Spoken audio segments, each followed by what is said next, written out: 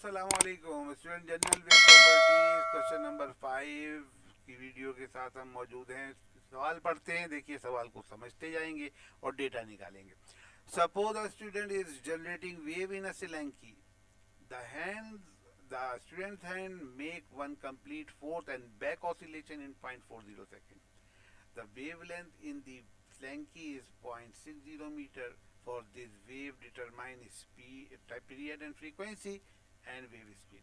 तो फिर देखिए सवाल में बोला है कि स्लैंकी में वेव पैदा की जा रही है, लॉन्गिट्यूडनल वेव पैदा करता है स्टूडेंट। अपने हाथ को एक complete forth and back movement देता है और ये जो टाइम लगता है in one complete forth and back oscillation में वो 0.40 सेकेंड है। और हम ये जानते हैं कि time taken in one complete forth and back oscillation time period कहलाता है। गोया ये आपको टाइम पीरियड दिया गया है वेव का। चुनाचे स्टूडेंट सवाल में भी टाइम पीरियड पूछा गया है, तो आपने सवाल पढ़ के टाइम पीरियड को समझ लिया। इस वजह से हमने डेटा में टाइम पीरियड देखे, लिख दिया है डेटा में कि टाइम पीरियड बेसिकली कितना दिया गया है, t इक्वल्स टू 0.40 सेकेंड। ये by the help of the question हमने ये डिटरमाइन किया है, by the definition of time period determine किया है। तो पहले सवाल का पहला पार्ट आपका सॉल्व हो गया है। पीरियड और time period of the wave आपके पास 0.40 सेकेंड आ गया। दूसरी चीज उसने जो सवाल में दी गई है, the wavelength of the slinky कितना लिखा हुआ है, 0.60 मीटर, यानी सिलेंकी में जो वेव पैदा हो रही है उसका वेव लेंथ 0.60 मीटर है। तो वेव लेंथ को हम लैम्डा से जाहिर करते हैं। लैम्डा की वैल्यू देखिए हमने लिख दी 0.60 metre. Determine the period, frequency and speed. तो रिक्वायर्ड में मैंने देखिए एफ मालूम करना है, हमने फ्रीक्वेंसी से जाहिर करते हैं और उसके बाद हमने स्पीड मालूम करना है, स्पीड को हम v से जाहिर करते हैं। तीसरी चीज जो पूछी गई थी टाइम पीरियड, वो ऑलरेडी हमने ऊपर देखें टाइम पीरियड निकाल दिया है, लिख दिया है ऊपर टाइम पीरियड, ऊपर टाइम पीरियड लिख दिया है हमने। इसके ऊपर एरो बना देता हूं मैं ताकि आपको अंदाजा हो जाए कि टाइम पीरियड हमने यहाँ पर ये है टाइम पीरियड। देखिए ये आपके पास टाइम पीरियड है जो पहले नंबर पे ए पार्ट में दिया गया था। Period, period means time period. Time period की वैल्यू हमने लिख दी है। वो कैसे लिखी, by the definition of the time period, जो कि सवाल में छुपी हुई दी हुई थी, हमने उसको टाइम पीरियड की सूरत में लिख दी। अब आइए सोल्यूशन की तरफ। सोल्यूशन में हमने पहले टाइम पीरियड देखी, लिखा है, इसी वजह से सोल्यूशन में आइए। हाँ, ये टाइम पीरियड देखिए हमने लिख दिया है कि टाइम पीरियड जो पहला क्वेश्चन था सवाल में वो पीरियड 0.40 सेकेंड है। दूसरा जो सवाल फ्रीक्वेंसी के बारे में था, फ्रीक्वेंसी का फार्मूला हम जानते हैं कि फ्रीक्वेंसी का फार्मूला होता है F is equals to 1/T, reciprocal of time period. हमने यहाँ पर T की जगह T की वैल्यू 0.40 लिखी, डिवाइड किया, हमारे पास जवाब आ गया students F is equal to 2.5 hertz. ये आपके पास तीसरी चीज जो पूछी गई सवाल में वो स्पीड है। स्पीड का फार्मूला हम जानते हैं, v equal to F lambda होता है और v equal to F lambda जो है, हमने यहाँ पे f की जगह f की वैल्यू लिखी और तो f की जगह फिर हमने देखिए f की जगह 2.5 मल्टीप्लाइड बाय 0.60 लैम्डा की वैल्यू मल्टीप्लाई किया, आपके पास speed of the wave 1.5 metre पर सेकेंड आ गई। सेशन ये हो गया हमारा पांचवा सवाल। उम्मीद है कि आपको समझ में आया होगा। अगर कोई आपको सवाल में प्रॉब्लम हो रही है कमेंट्स में लिखिए, मैं आपको उसका जवाब दूंगा। अगले सवाल की तरफ चलते हैं, क्वेश्चन नंबर 6। स्टूडेंट्स हम क्वेश्चन नंबर 6 आपके सामने लिखा हुआ है, इसको मैं पढ़ता हूँ आपके लिए। क्वेश्चन नंबर 6 में कह रहा है कि if 80 compression passes through a point in spring in 20 second. 80 compression एक स्प्रिंग के पॉइंट से 20 सेकंड में गुजरती है। Calculate the frequency and period. वही सवाल है, फ्रीक्वेंसी और टाइम पीरियड मालूम कीजिए। फिर आगे कहता है if two consecutive compression are 8 centimetre apart, calculate the wave speed. आपको वेव स्पीड भी वही तीन चीजें पूछी गई हैं जो पांचवें सवाल में पूछी गई थी, लेकिन इसमें डेटा मुख्तलिफ अंदाज का दिया हुआ है। स्टूडेंट सवाल को पढ़ते जाते हैं और डेटा निकालते जाते हैं। देखिए मैं पढ़ता हूं, आप न्यूमेरिकल वैल्यू पे मार्क कीजिए। If 80 compression passes through a point in 20 second. 20 second देखें, ये दो चीजें दी गई हैं। अब ये जो दो चीज़ें हैं स्टूडेंट, एटी कंप्रेशन का मतलब ये है कि कंप्रेशन और रेडिफेक्शन दोनों अटैच होते हैं। अगर एटी कंप्रेशन गुजर रहे हैं तो उसका मतलब है उसके साथ रेडिफेक्शन भी गुजर रहा है।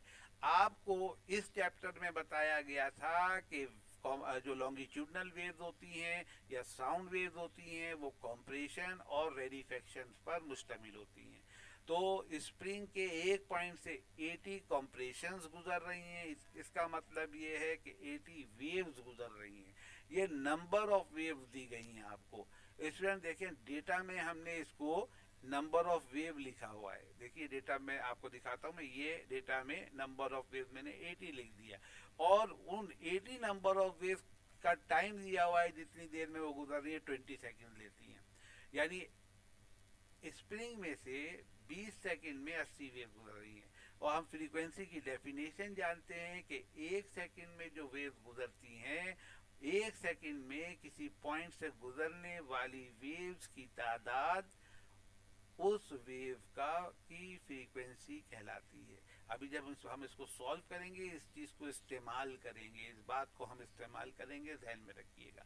सवाल आगे डेटा निकालते हैं। सवाल में calculate the frequency and period, ये दो चीज़ें पूछी गई हैं, ये रिक्वायर्ड की चीज़ें हैं। अभी हम आप यहाँ पे इसको नहीं बता रहे आपको, लेकिन ये जो अगला जुमला है कि if two consecutive compression are 8 centimetre, ये जो चीज़ है ये आपको एक जो है हिडन चीज़ दी गई है। 80 सेंटीमीटर क्या चीज़ है? कहता है कि कंप्रेशन कंसेक्यूटिव कंप्रेशन का दरमियानी फासला है। हमने पढ़ा था कि आपके पास जो लॉन्गिट्यूडनल वेव होती हैं, साउंड वेव होती हैं, उनमें दो कंसेक्यूटिव कंप्रेशन या दो कंसेक्यूटिव रेडिफेक्शन का जो दरमियानी फासला होता है उसको हम वेवलेंथ कहते हैं। उसको हम क्या कहते हैं? वेवलेंथ। तो स्टूडेंट देखिए छुपा हुआ वेवलेंथ आपको दिया हुआ है। चुनाचे डेटा में देखिए हमने इसको वेवलेंथ लिखा है lambda is equal to 8 centimetre, क्योंकि इसकी यूनिट सेंटीमीटर है जो कि मुनासिब नहीं है, ये एम के सिस्टम में मीटर होना चाहिए।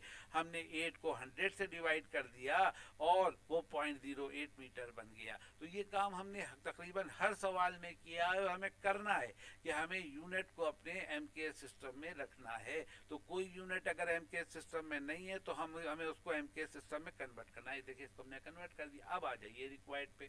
तो रिक्वायर्ड में देखिए आपसे पूछा गया है टाइम पीरियड, आपसे पूछा गया पीरियड जो लिखा है इसका मतलब टाइम पीरियड। फ्रीक्वेंसी का मतलब स्मॉल एफ, ये स्मॉल एफ पूछी गई है। और तीसरी चीज स्पीड है, स्पीड का मतलब वी पूछी गई है। इन तीनों चीज़ों के फार्मूले आप पिछले सवालों में करते चले आए हैं। अलबत्ता फ्रीक्वेंसी का जो फार्मूला है वो एक नया फार्मूला यहाँ लगा रहे हैं, नंबर ऑफ वेव पर सेकेंड। एक सेकेंड में गुजरने वाली वेव्स की तादाद फ्रीक्वेंसी कहलाती है किसी भी पॉइंट से। तो यहाँ देखें सवाल में बताया 80 वेव 20 सेकेंड में गुजर रही हैं, तो हमने फार्मूला लगा दिया number of wave divided by time. Data में देखें नंबर ऑफ वेव 80 है, इसकी जगह हमने 80 रखा, टाइम की जगह 20 रखा, तो हमारे पास फ्रीक्वेंसी की वैल्यू आ गई 4 हर्ट्ज। एफ पता चल गया। दूसरे सवाल के लिए एफ और टी के दरमियान रिलेशन हम सब जानते हैं कि ये दोनों एक दूसरे के रेसिप्रोकल्स होते हैं। तो time period is equal to 1/f हो गया। और जब आपने एफ की जगह 4 रखा यानी 1/4 हो गया, तो टाइम पीरियड की वैल्यू 0.25 सेकेंड आ गई। स्पीड के लिए वही रिलेशन जो कि स्पीड फ्रीक्वेंसी और वेवलेंथ के दरमियान था, यानी स्पीड बराबर है एफ लैम्डा। एफ की जगह एफ की वैल्यू 4 रखी गई, मल्टीप्लिकेशन का निशान डाला गया और लैम्डा की जगह 0.08 ऊपर डेटा से उठाकर रख दिया गया। दोनों को मल्टीप्लाई किया 0.32 मीटर पर सेकेंड स्पीड हो गई। स्टूडेंट देखिए ये छठा सवाल इस चैप्टर का हो गया। अब हम इस चैप्टर के 7वें सवाल की तरफ चलते हैं। स्टूडेंट आपके सामने 7वां सवाल लिखा हुआ है, मैं उसको पढ़ता हूँ, साथ साथ हम डेटा भी निकालते जाएंगे। Wave on a swimming pool propagate at 0.90 metre पर सेकेंड। एक स्विमिंग पूल के अंदर वेव पैदा की जाती हैं जो आगे की जानिब बढ़ती हैं 0.90 मीटर पर सेकेंड। तो ये वेव की स्पीड दी हुई है और हम जानते हैं कि स्पीड को हम v से जाहिर करते हैं। तो देखें डेटा में मैंने इसको v इक्वल टू 0.09 मीटर पर सेकेंड लिखा। आगे चलिए, if you splash water at one and one end of the pool, observe the wave, go to the opposite end. कहता है कि अगर आप एक एंड पे खड़े होकर अपना हाथ पानी की सरफेस पे मारें तो वेव आगे की जानिब ट्रेवल करती हुई पूल के दूसरे एंड तक चली जाती हैं और वहां से टकरा कर रिफ्लेक्ट होती हैं और वापस आती हैं आप तक, पहले वाले एंड तक. इस दौरान जो वो टाइम लेती हैं इन 30 सेकेंड, 30 सेकेंड लेती हैं, यानी पूल के एक एंड से ट्रेवल करना शुरू करती हैं, दूसरे एंड पे जाके टकराती हैं, रिफ्लेक्ट होकर वापस आती हैं और 30 सेकेंड उनको लगते हैं. तो गोया ये टाइम दिया हुआ है वेव्स का, वाटर वेव्स का पूल के एक सिरे से ट्रेवल करते हुए दूसरे सिरे तक जाकर टकरा कर वापस आने का. और हमसे सवाल क्या किया गया है, show for away is the, how for away is the other end of the pool. हमसे ये पूछा गया है कि वो जो पूल है उसका दूसरा एंड कितनी दूर है. गोया पूल की लेंथ आपसे पूछी गई है, पूल की लेंथ आपसे पूछी गई है कि पूल की लेंथ कितनी है. स्टूडेंट, ये जो 30 सेकेंड दिया गया है ना, ये वेव के ट्रेवल करने का टाइम है पूल के एक एंड से दूसरे एंड तक और फिर वापस आने का भी टाइम है. गोया ये 2t दिया हुआ है. ये क्या दिया हुआ है, 2t. एक टी जो है हम अगर तस्वुर कर लें कि वेव के एक पूल के एक एंड से दूसरे एंड तक जाने का टाइम है, तो इसमें उस दूसरे एंड से पहले एंड तक आने का टाइम भी इंक्लूडेड है. चुनाचे हमने इसको 2t इज इक्वल्स टू 30, ये 80 लिखा हुआ था, इसको मैंने 30 किया क्योंकि 2t is equals to 30 second. अच्छा, 30 सेकेंड आपके पास 2t है तो t किसके बराबर आ जाएगा, तो t बराबर आ जाएगा 30 डिवाइडेड बाय 2. आपने इसको 2 से डिवाइड कर दिया. तो वेव का के पूल के एक एंड से दूसरे एंड तक जाने का जो वक्त हो गया वो 15 सेकेंड हो गया. इसमें हमने s मालूम करना है. हमने क्या मालूम करना है, s का मतलब क्या है, s is the length of the pool, the distance covered by the wave from going one end to the other. ये हमने टाइम मालूम करना है, जो है ये हमने डिस्टेंस मालूम करना है वेव का. इसी वजह से हमने ये एक डिस्टेंस मालूम करना एक एंड से दूसरे एंड तक का, तो टाइम हमने हाफ कर दिया है, जो टाइम दिया हुआ था उससे आधा कर दिया है. हमें फार्मूला क्या पता है, एस का फार्मूला, अगर स्पीड यूनिफॉर्म हो तो एस का फार्मूला होता है S is equal to V T, equation of motion हम ये लगाएंगे. एस मालूम करना है, बराबर है वी आपको दिया हुआ है 0.90 और इसको हम मल्टीप्लाई कर देंगे टाइम से. टाइम कितना है 15 सेकेंड, तो हमने मल्टीप्लाई कर दिया तो हमारे पास एस आ गया 13.5. इसके आगे मीटर लिखिए, इसके आगे मीटर लिखिए क्योंकि देखें इसमें जो है ये डिस्टेंस है और डिस्टेंस की यूनिट मीटर होती है, तो इसके आगे मीटर आएगा. तो S is equal to 13.5 metre. तो ये लेंथ ऑफ द पूल आ गई आपके सवाल में. स्टूडेंट, अब हम इस चैप्टर के आखिरी सवाल की तरफ बढ़ते हैं जो कि क्वेश्चन नंबर 8 है. स्टूडेंट, आपके सामने क्वेश्चन नंबर 8 लिखा हुआ है. मैं समझता हूँ इसको, साथ साथ हम डेटा भी निकालते जाएंगे. A simple oscillating pendulum has a length of 80 centimeter. Calculate its time period frequency where g is equals to 9.8 meter per second square. ये आपके पास वैल्यू दी हुई है. अब देखिए इसमें आपको सिर्फ दो चीज़ें दी गई हैं सवाल में, गिवन में दो चीज़ें हैं. लेंथ ऑफ द पेंडुलम दी गई है और दी गई सेंटीमीटर में. देखिए यहाँ पे पहले फौरन अलर्ट हो जाना चाहिए कि अगर कोई क्वांटिटी जो है उसकी यूनिट एम के सिस्टम में नहीं है तो हमारे जहन में पहले ही आ जाना चाहिए कि इस क्वांटिटी की यूनिट को हमको एम के सिस्टम में कन्वर्ट करना है. देखिए मैंने एल लिखा 80 सेंटीमीटर, साथ ही साथ मैंने सेंटीमीटर को मीटर में कन्वर्ट करने के लिए 80 को 100 से डिवाइड कर दिया क्योंकि मुझे पता है कि सेंटीमीटर से मीटर लाने के लिए हम 100 से डिवाइड करते हैं. गोया हमने डिवाइड कर दिया तो 0.8 मीटर आ गया. जी की वैल्यू देखिए आपको दी हुई थी 9.8 मीटर पर सेकेंड स्क्वायर. और आपसे टाइम पीरियड और फ्रीक्वेंसी पूछी गई है. टाइम पीरियड कैपिटल टी मालूम करना है, फ्रीक्वेंसी एफ मालूम करना है.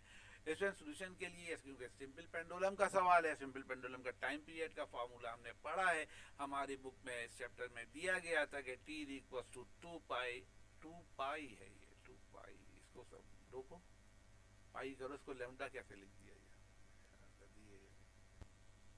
हाँ तो स्टूडेंट ये टाइम पीरियड का फार्मूला सिंपल पेंडुलम का T equal to 2 pi under root L upon g है।